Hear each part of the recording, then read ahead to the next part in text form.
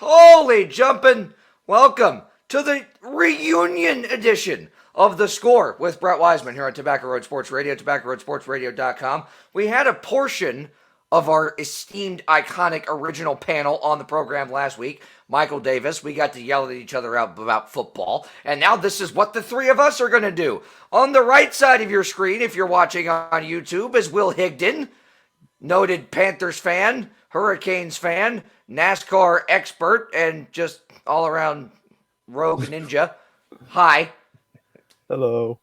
Good to be back. And below both of us, but not in terms of his knowledge, he's on the same plane as all three of us. Let me be clear on that. He just happens to be below us in the current screen setup if you're watching on YouTube. That would be Josh Scott, who is seriously the biggest Panthers fan I know.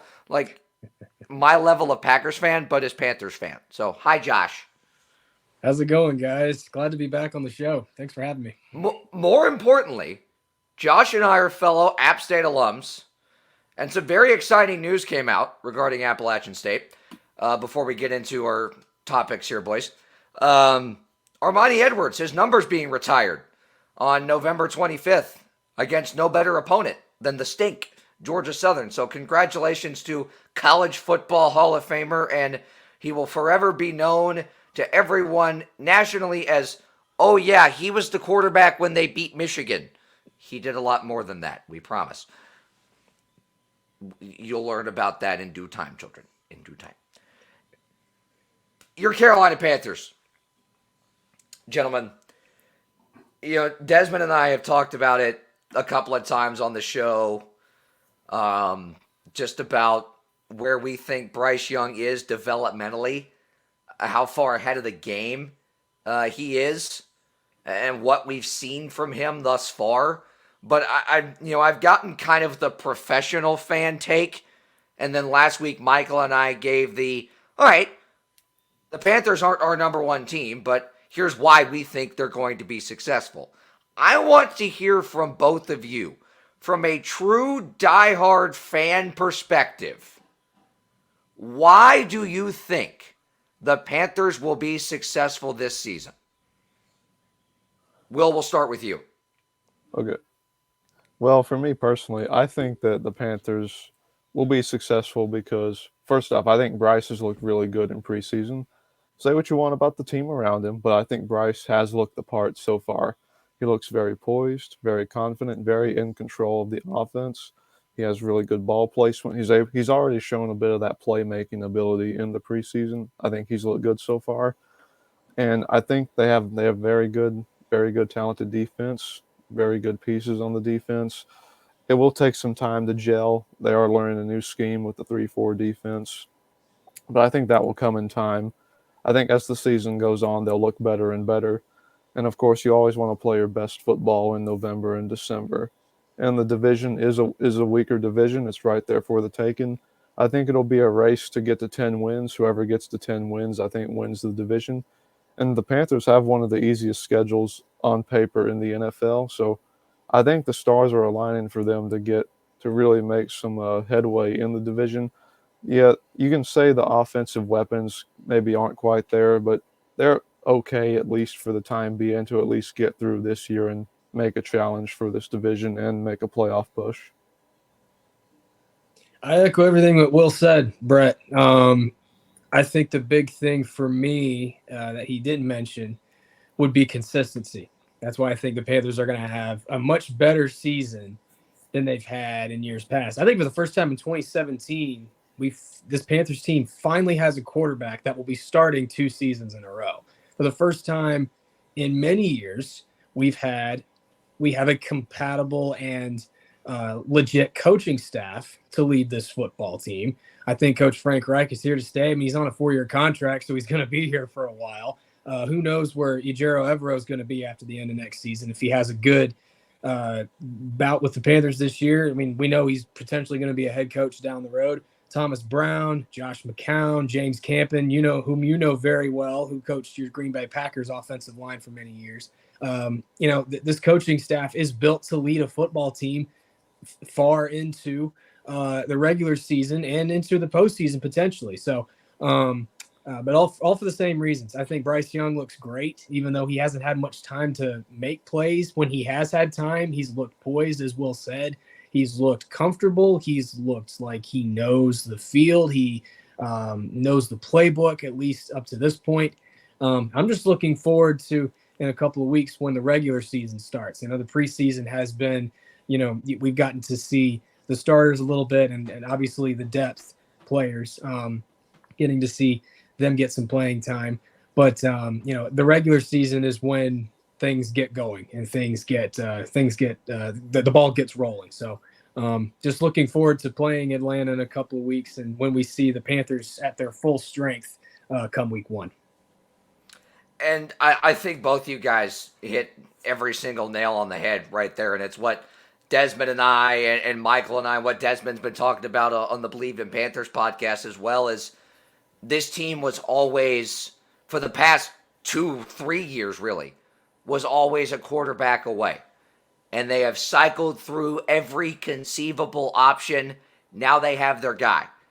And for all the people that I'm still hearing saying that Bryce Young, we don't know, we don't have enough of a sample size, we don't think he's going to be the guy, we still think C.J. Stroud was a better quarterback in the NFL draft. For all of those people that are still either not sold or refuse to be sold on Bryce Young, think about where he played high school football.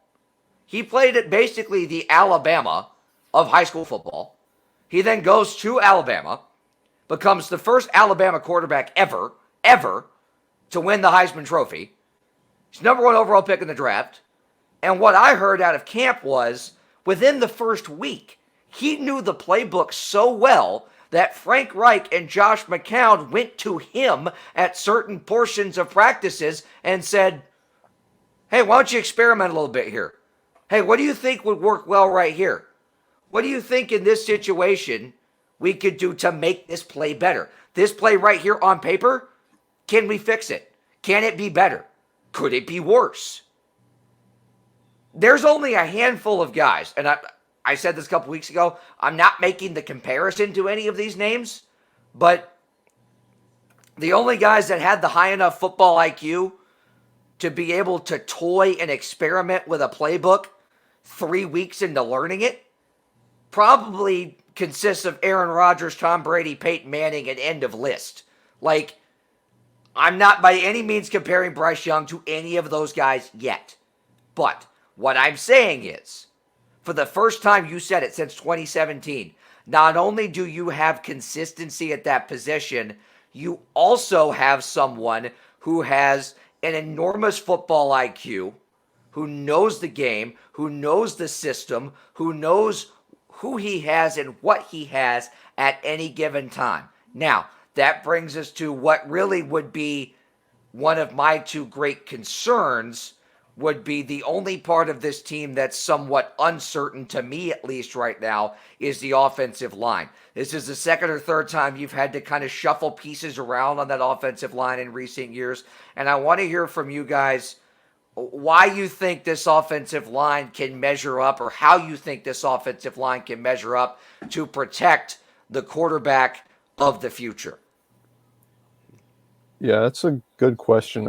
Well, I think I have confidence in the line moving forward, mostly because it's the same starting 5. I know Austin Corbett is out right now, recovering from an ACL injury, but once he gets back, I think like a month or 2 into the season, the line should be in theory just as good as they were last year. It's the same players, the same O-line coach. They just need to shake off the rust and need time to gel together like they were last year. Because once they had time last year, and they were more of a running focus last year, but even still, they really showed the ability to be a very solid offensive line. So I think it'll just take time on that front.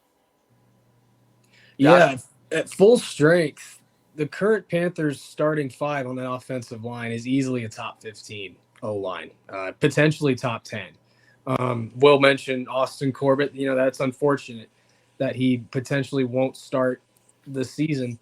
But you look at the depth behind him, you think about 4th-round pick in April, Chandler Zavala out of NC State, Ike Ekwonu's former teammate in college.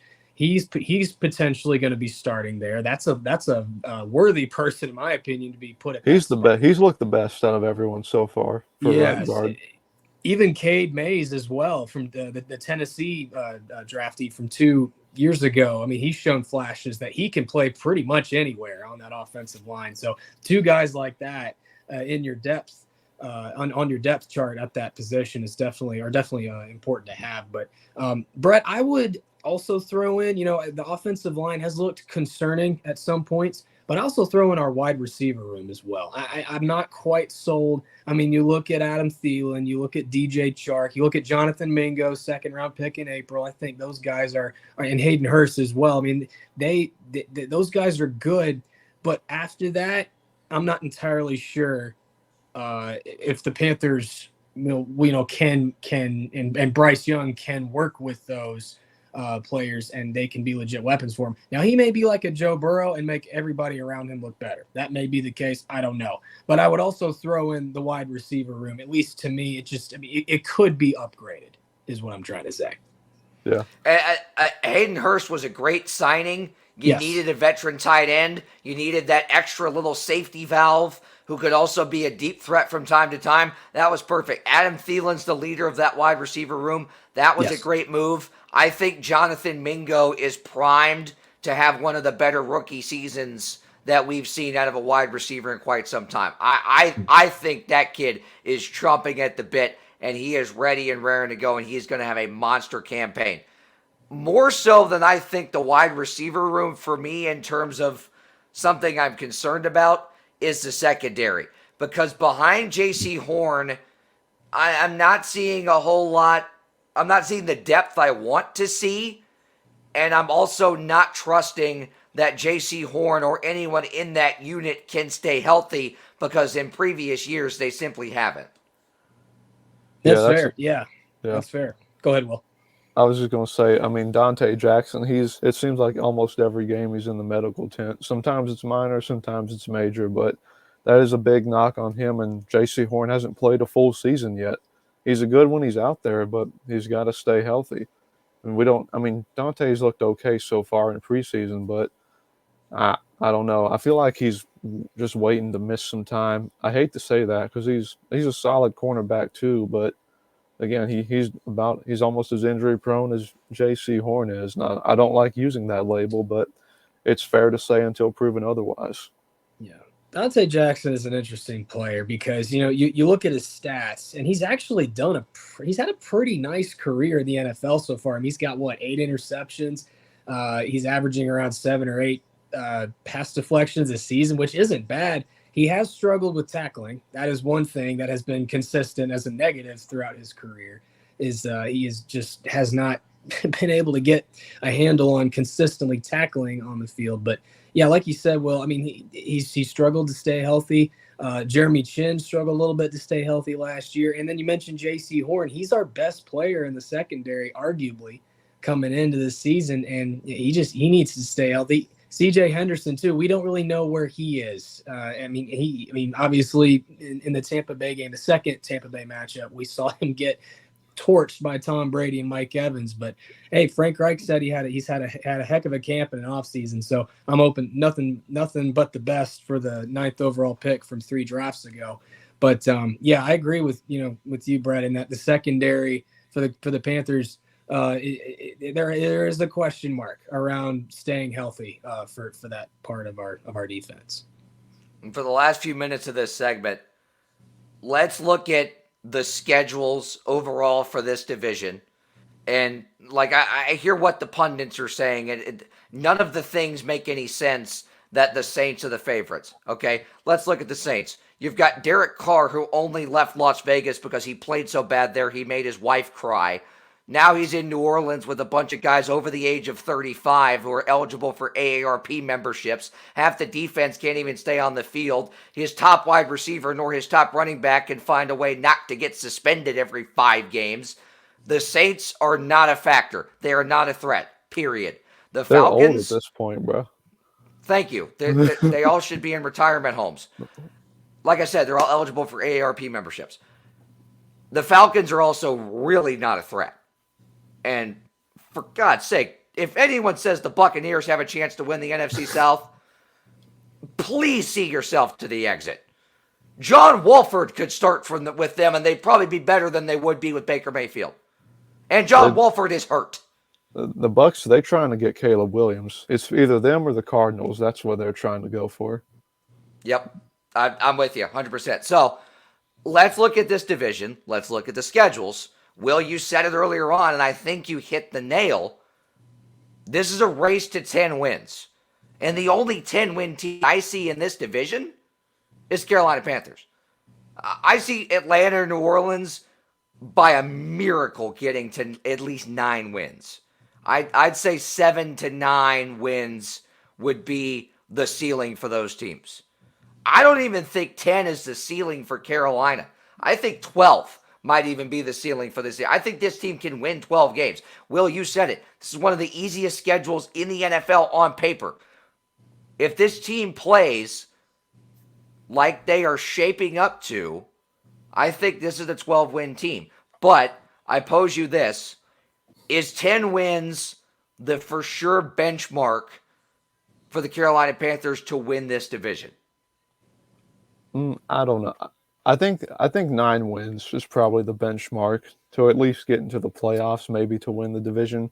The big thing for me is that I want to look at the Panthers' schedule real quick, because in the hardest part of their schedule is these first 7 weeks.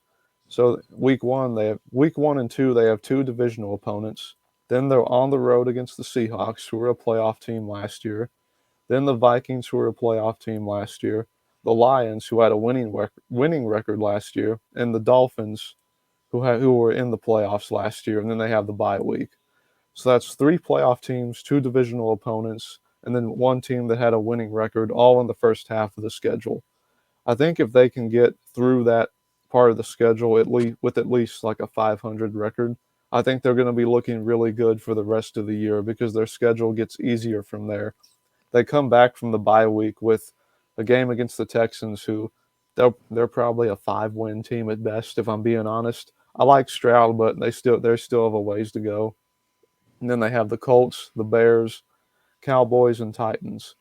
So yeah, if they can just get through that first half of the schedule with at least 2 or 3 wins, I think they're going to be set up to be pretty good.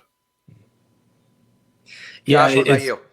It's interesting, as the old saying goes, it's not how you start, it's how you finish. But sometimes the beginning of a season can set the tone for how the rest of it goes. And I think Will hits the nail on the head there. I mean, if the Panthers have a good start first half of the schedule before the bye week, I mean, you're looking at a potential division title. And again, I mean, you mentioned Derek Carr, Brett, and Baker Mayfield, and then you got the Falcons. I mean, Desmond Ridder is probably going to be starting for them, and he has barely had any field time as an NFL quarterback. So, I mean, if there was a year where the NFC South Division title was handed over on a silver platter to the Carolina Panthers, it would be 2023, 2024. I'd say the Panthers arguably are the youngest team in this division, probably close to Atlanta. Atlanta might, for an argument, be younger, but there's so much upside for this Panthers team compared to the other 3. Again, you got Tampa Bay. Tom Brady is out the door, and they're going to be recovering from that potentially. And if they do draft Caleb Williams, if they are, have a bad enough record, then that could be the solution at quarterback. Then you've got Atlanta, who's still, in a rebuild as well. And then with New Orleans, as you both mentioned, they're definitely on the older side. They've got a lot of veterans, and Cam Jordan is retiring after 2 years. I believe that was the story was with them. He signed a 2-year contract, so his retirement is on the horizon. So again, if this was a season, the Panthers it was a gimme for them to pull out a division title and go to the playoffs. This would be the season for that. Yeah, even if not a division title, I think even 9 wins, they could sneak into the playoffs as a 7th seed with 9 wins. Yeah, I think that's very doable. I think if you get through just those, even winning 4 of those first 7 games, I think you're sitting in a very good spot, shaping up to come back from the bye week to at least get to that 10-win mark, if not better. Great stuff, guys. We got to get in the break. When we come back, we'll dive into the Jonathan Taylor saga and a ton of other stuff going on around the NFL.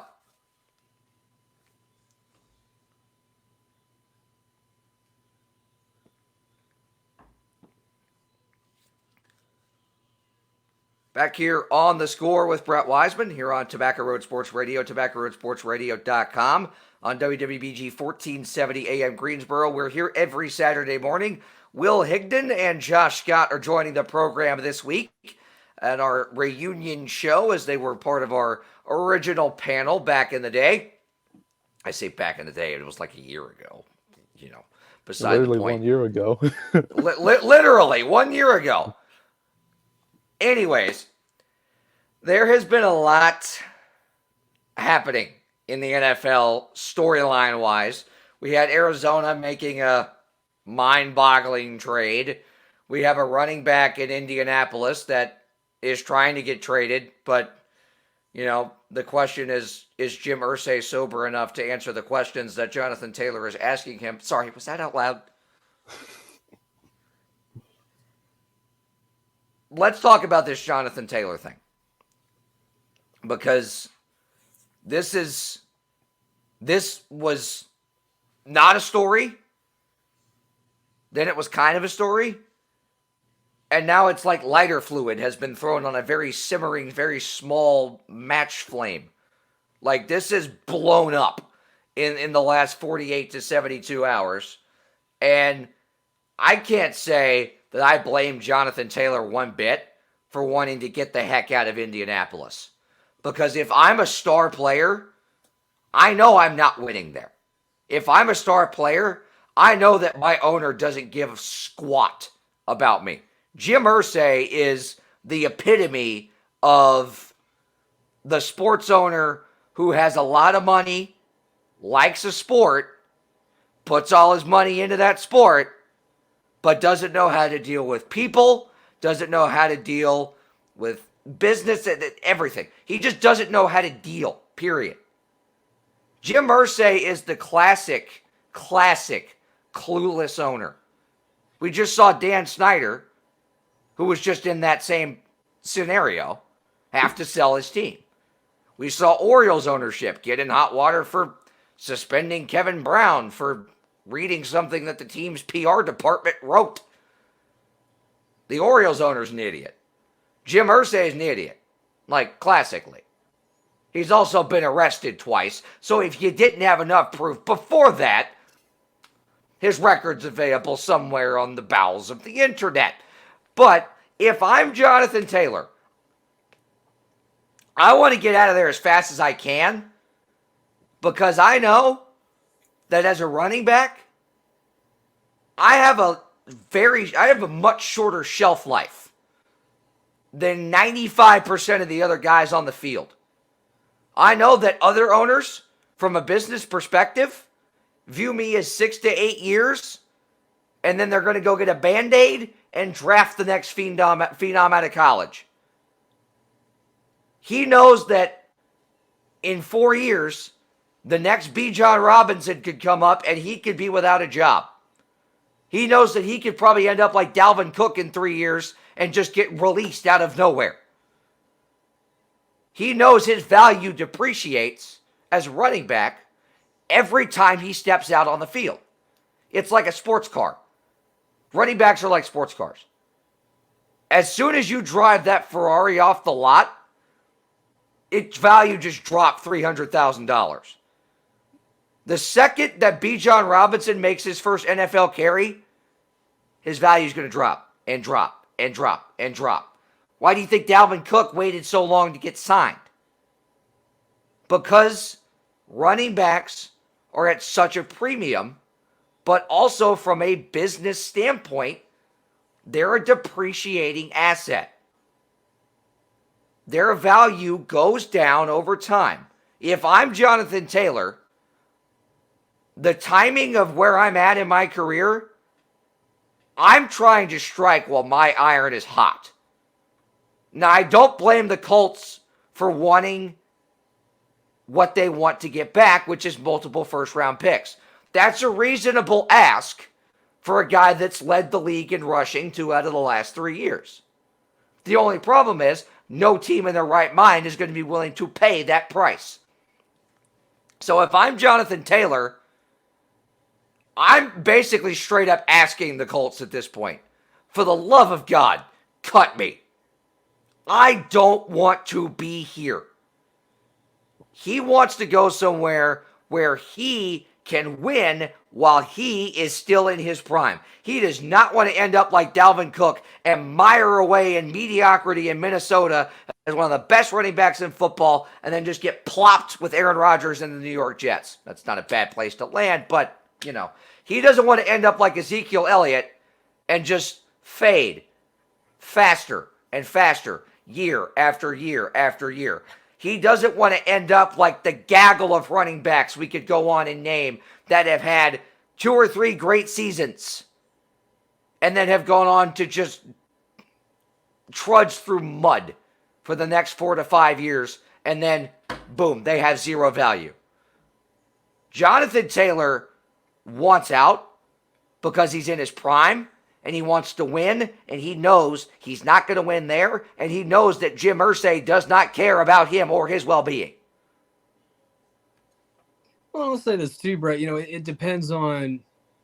He obviously wants to go to a team that he can win at while he's still in his prime, like he said. But it depends on which team he wants to go to. Is he willing to go to just any team that he knows that can win, or is he wanting to be in a situation like Christian McCaffrey is right now with the San Francisco 49ers team that are Super Bowl contenders right now. So for Jonathan Taylor, he's definitely, I think, got a preference on which 2 or 3 teams he wants to go to, that he knows that in the year 2023-2024 season, he can jump in and say, okay, I can win with this team and we can go far. Yeah, I want to add to that. I was on Reddit earlier. Apparently, Miami is one of the leading teams that is trying to talk to Indy about potentially working out a trade for him. That could be a good fit, honestly. Yeah, it could be. Considering that they struck out on the Dalvin Cook sweepstakes, it does make sense.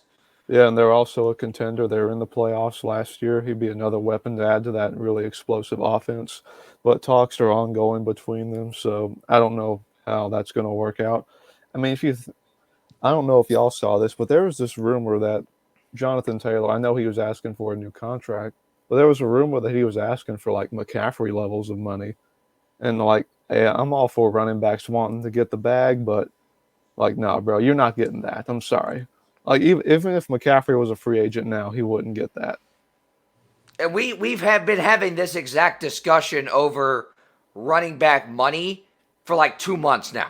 Like, every running back in the NFL got on that Zoom meeting a month and a half ago that Austin Eckler cooked up somehow in the middle of the night and was like, hey, we should all meet over Zoom because we're not getting paid. Justin Tucker just got paid way more than us. All right, now it's a problem.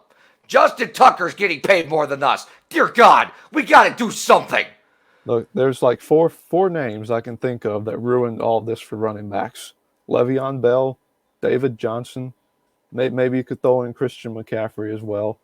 Even Saquon Barkley. All these running backs that they have these 1 or 2 great seasons, they get paid, and then they fall off a cliff for some reason or another. And there's another one. There's a reason. There's a reason, and it's what I touched on earlier on. Depreciating asset. We know that running backs, career-wise, have a shorter shelf life. A shorter lifespan, so to speak, than pretty much any other position on the field except maybe O-linemen. We know that guys like, we could sit here all night and name guys that have had a good 6 to 8 years and then have fallen off that said cliff. Why do you think Barry Sanders retired when he did? If Barry Sanders didn't retire when he did, the greatest running back of all time would have ended up doing what all these other great running backs have done the past few years in the final years of their careers, which are just wading their way through sewage, basically. Like they're just surviving. They're getting 4 to 5 yards a carry, and that's it. Because at the running back position, teams are not going to pay out the wazoo quarterback, wide receiver, big defender money for an asset they know is going to greatly depreciate in the next 4 to 6 years. The Packers aren't going to give Aaron Jones another big contract in 2 years. They gave him his big contract. They're letting him play out his prime. That's He it. had to take a pay cut to stay on the team. Exactly. And that's what we're seeing, right? And from Jonathan Taylor's perspective, I see what he's getting at, but I'm all on his side on all this. But he's got to bring down his asking price just a little bit wherever he ends up signing, because he has to understand that it's not necessarily him as a person or as a football player that are driving his market value. It's his position. It's Right. not that Jonathan Taylor is as good as he is. It's that Jonathan Taylor is a running back. Here's the given history of running backs as an asset from when they get big money and what happens as a result. The stock goes down. I get where Jonathan Taylor's coming from, but I get where some of these teams are coming from as well. And no one wants to end up like the San Francisco 49ers and trade multiple first-round picks for a guy that they are now trying to trade. Well, yeah, it's a bit of a different situation there. But another thing that I want to bring up, it's really about supply and demand. Every year in the NFL draft, you get 20 running backs in the draft that you can get in the second and third round at a fraction of the cost that you can put behind a good O-line, which is really what you need to have success in the running game, is a good offensive line, a good scheme. Yes. You can find any running back in the fifth round, plug them in, they go for 1,000 yards. And the Chiefs just won the Super Bowl with the seventh rounder at running back. Yep. You I was don't just need. about to I mean- say Isaiah Pacheco. Yeah. I mean, he's a Super Bowl champion. He was picked in the 7th round of last year's draft. That's You incredible. you don't need to spend premium assets on the position. You just need to invest in a good offensive line, a good play caller, and that's all you need. I mean, think about what Minnesota's just done. They let many view a top 10 running back in the league walk to pay Alex Madison, a glorified fullback, way less money to be their number one running back because they have a great offensive line and they have a legit top 5 passing game and probably a top 3 wide receiver in football. Teams are no longer willing to shell out this Todd Gurley level money, whether you're Jonathan Taylor or the second coming of Barry Sanders. Teams are not going to give you fully guaranteed contracts, Christian McCaffrey level contracts, even if you can catch the ball out of the backfield as well as that guy can. They're still not going to give you that kind of money because of the simple fact that they know in 4 years they can draft another you and pay him 3 times less than what you're asking for. Yeah. I mean, the simple thing is this: you draft them in the second or third round or wherever, you ride them till the wheels fall off, and then you draft another running back. I hate it. It sucks to be treated that way, but that's just how it is right now. Same goes for wide receivers too, by the way. Wide receivers are number one wide receiver is a lot more easy to find than, say, a starting franchise quarterback as well. Yeah. And Will, you said it. It sucks that we have to have conversations about this, like this, about a position that I really have some of the utmost respect for in football. Like, there's 3 positions I respect the most. Running back is up there. And it sucks that we have to have these kinds of conversations about a position that means so much to a team and a lot of times can decide whether or not a team makes a run or not at certain points. It sucks that we have to have these kinds of conversations from that business side of things. But it simply is the nature of where that position stands right now. I got about 4 minutes left in this segment. I want to pose you guys this. Joint practices as we approach the NFL's preseason finales this weekend. There's a conclusion that I have come to, and that joint practices and scrimmages are more important than preseason games. I don't see clips of amazing throws from preseason games. I don't see clips of, Jair Alexander's trash talking the Patriots, or Jalen Waddle just absolutely cooked somebody who's a starting defensive back for another team, because those guys aren't out there long enough in full contact preseason games to make those kinds of plays. Jordan Love isn't out there long enough to throw a 75-yard bomb to Christian Watson. Joe Burrow isn't out there long enough to throw a 75-yard bomb to Jamar Chase. Jonathan Taylor isn't out there long enough to break off an 85-yard run. But when we have the little, soundproof helmet things on, to me, those scrimmages are way more important than preseason games, and they get way more heated because there's a larger intensity to them, and it almost seems like those joint practice scrimmages mean more to everyone on the field than the preseason games do. It almost seems like the preseason games are meaningless, and we should just televise the scrimmages. Yeah, I agree. I mean, it seems, at least the last couple of years, that those scrimmages have become a lot more entertaining for those of us who are watching off the field too. As we're recording this, the Panthers have a series called Camp Confidential, and they're releasing the second episode of that as we're recording this tomorrow morning, or tomorrow on a Friday.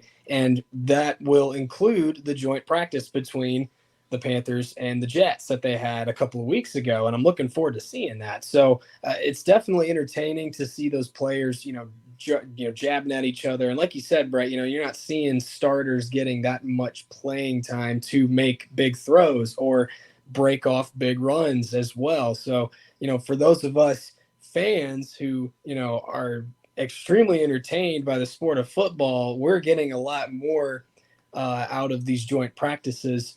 And there's a lot less chance of someone getting injured as well in a joint practice compared to a preseason game. Yeah, I mean, there's still value in, I think, preseason games. There's always value in getting those live game reps.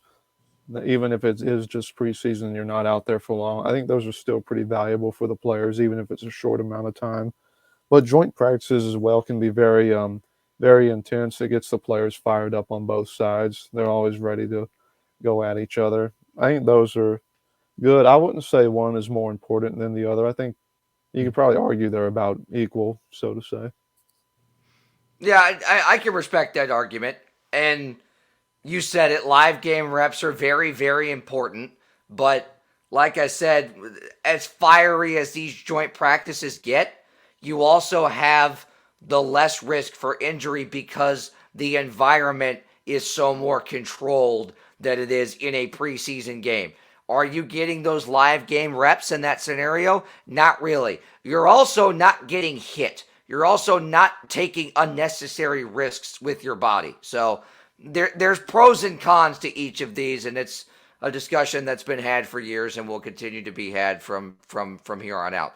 One more break. When we come back, we're going to talk NASCAR. One race left in the regular season. It's at Daytona. We got some stuff to unpack. We'll be right back.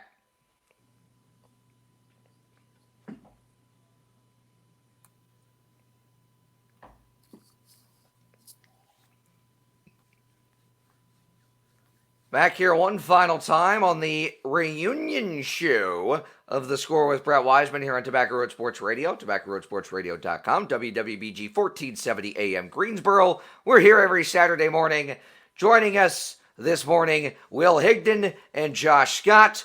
Gentlemen, let's get on four wheels and let's get the NASCAR train a moving here as it heads down to Daytona. last week of the regular season, the wild regular season it's been a career year for my favorite driver, William Byron. He wins his first race on a road course. Never thought I'd say that. Well, I mean, I thought at some point I would say that, but I didn't think I would say it this soon. But he's got his 5th win of the season. Of course, I'm biased when I say that because he is my favorite driver, but I think he's got to be the championship favorite. Also, this being the last race of the regular season, we have to decide who the regular season champion is going to be, and thus who the number 1 seed is going to be when we get to the round of 16 next week, Labor Day weekend at Darlington for the Southern 500. That being said, Brad Keselowski and Kevin Harvick locked themselves in on points last week at Watkins Glen, leaving 1 spot open at Daytona. William Byron winning last weekend was a big sigh of relief for Harvick and Keselowski and all those guys near the cut line, because all those guys near the cut line knew that if in any of those last 3 races, whether it was the Indy Road Course, which Michael McDowell won, he was a new winner. Okay, crap. There's 1 new winner. 1 more add to the list.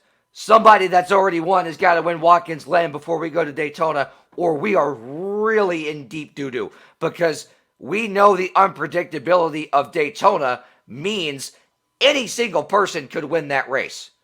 And remember, they don't have to be in the top 35 in points anymore.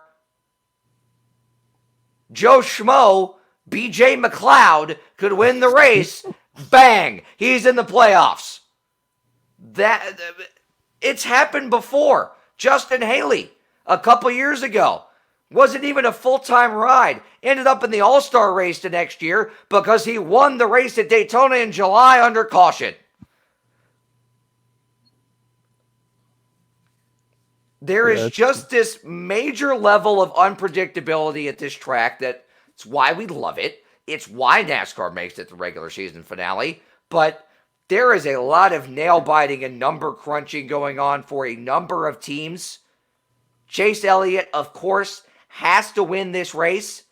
Historically, he's been an okay restrictor plate racer, but I think the fact that he is racing desperately is bad news for him, and it's bad news for the rest of the field. Because when he's racing desperately, he's racing riskily. And when you do that on a restrictor plate track where you are bumper to bumper, door to door, 200 miles an hour for the entire race, that's not good.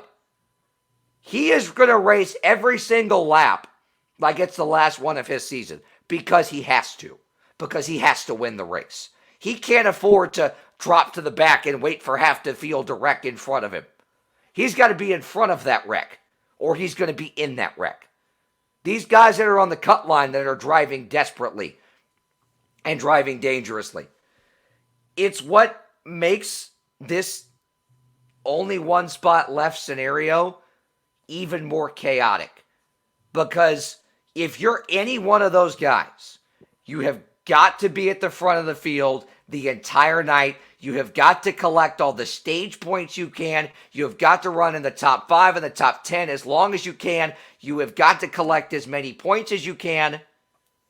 But also, you know that your easiest way in is to win the race. So if you're Bubba Wallace, AJ Allmendinger, Justin Haley, any of these guys on the cut line, Chase Elliott, if you're any of these guys, 5 or 6 guys that are at or near the cut line right now to get that 16th spot, you have got to be at the front of the field. Track position is of the utmost importance, and at a restrictor plate track, that doesn't always work out that well because of how the pit strategy shakes out. That's why teams are crunching so many numbers. Hopefully this week, Chase Elliott's crew chief knows how to do math. Last week, he didn't. I don't think I've ever, in all my years of watching this sport, seen a crew chief go, yeah, we have 3 laps left at fuel. Okay, great. Oh, we have 1 lap I'm out of gas. Alan? What happened? I don't know. I thought I did it, but it happened. Part of your job as a crew chief is to do math and do it correctly. Anyways, that Crazy blunder mistake, by Alan Gustafson right that there. mistake may keep him out of the playoffs. And that mistake is why Chase Elliott is going to have to drive the wheels off his race car this weekend. And gentlemen, I'm going to pose you this. I know I just said it, but for all those guys, Chase Elliott included, what do those guys have to do throughout the course of what we know is going to be a chaotic evening to put themselves in the right position to avoid the chaos and come out of it, even if it's not with the win, come out of it ahead of everyone else they're trying to keep behind the cut line?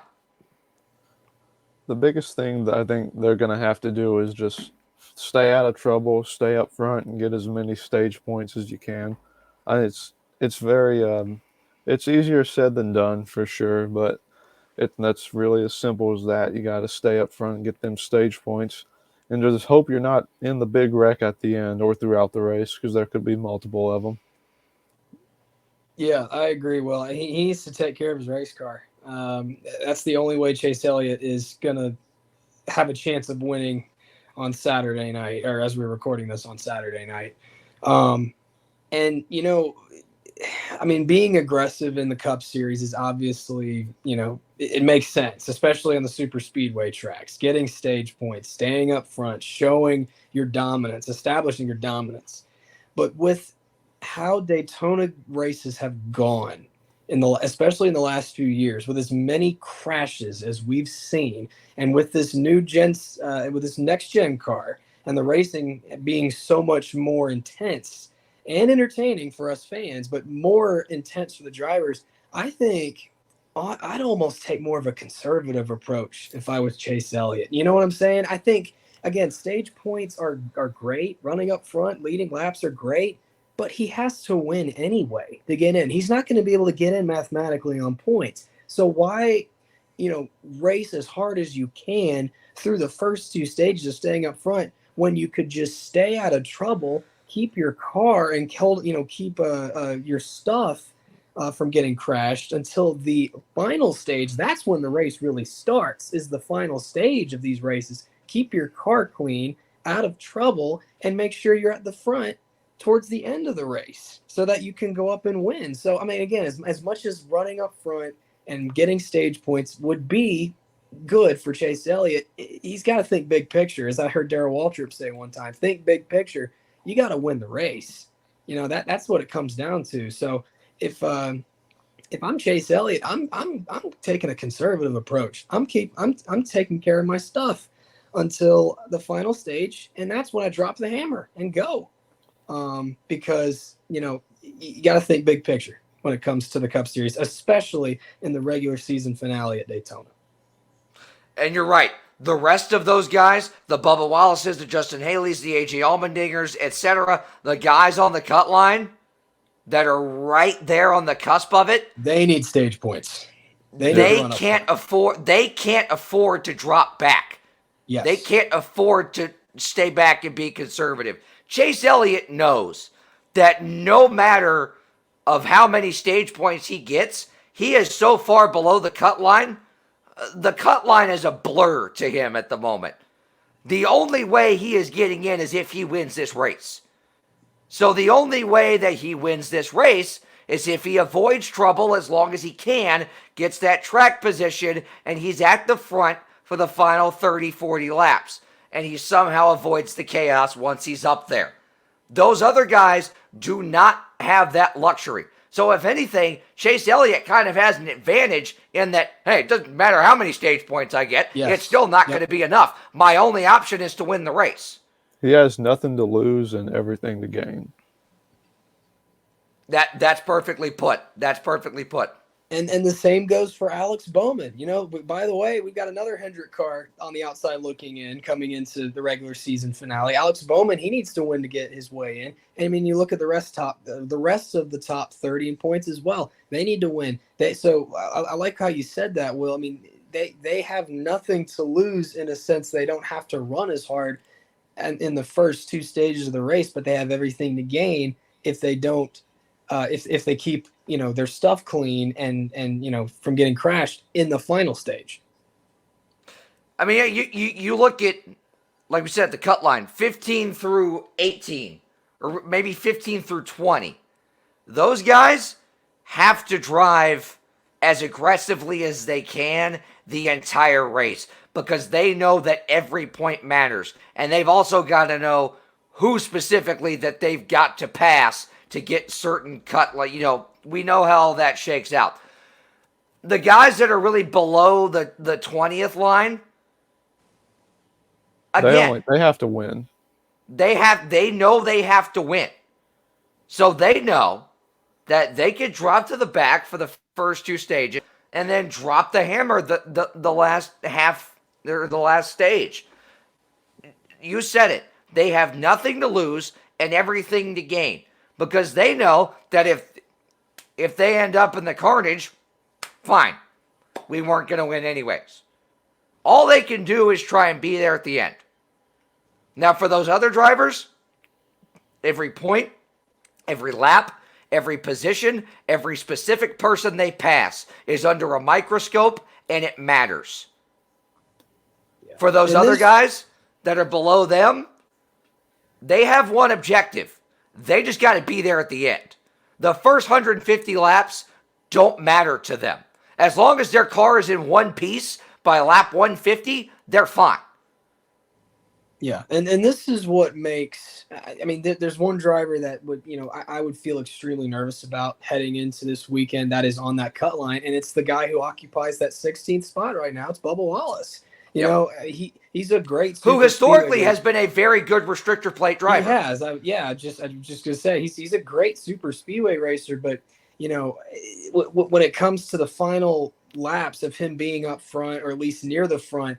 I just don't think he's the guy to keep everybody behind him. I mean, we saw the Talladega race in the spring where he, put one too many blocks on his good friend Ryan Blaney, and they both end up getting crashed. So Bubba Wallace has got to make sure that, if he's up front in those final few laps, like he was the last time the Cup Series went to Talladega, he's got to make sure that he makes the right moves but at the right time so that he keeps his car from getting crashed. And like you said, Brett, he needs to be up front. But when it comes to, getting stage points and stuff, I think that's where Bubba is going to shine this weekend, is being in the top 10 at the conclusion of both stage 1 and stage 2. And that's where he's going to need to get, the most out of his car is getting those extra bonus points.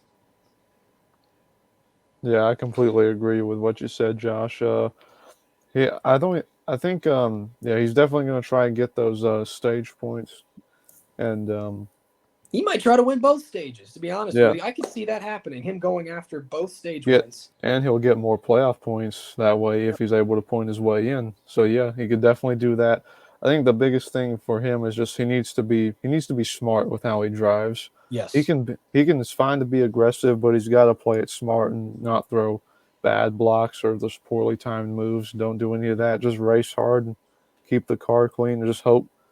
Be aggressive, but don't get over aggressive. Yeah. And he's got some competition behind him too, by the way. Daniel Suarez, great super speedway racer. Ty Gibbs, even though he's a rookie, he's proven the Xfinity Series he's a great super speedway racer. AJ Allmendinger finished in the top 10 of the Daytona 500 earlier this year. So those three guys right there, they have a chance to leapfrog Bubba Wallace if he were to make a mistake and they stay out of trouble. So this is going to be a very competitive battle for that 16th and final playoff spot for the Cup Series playoffs.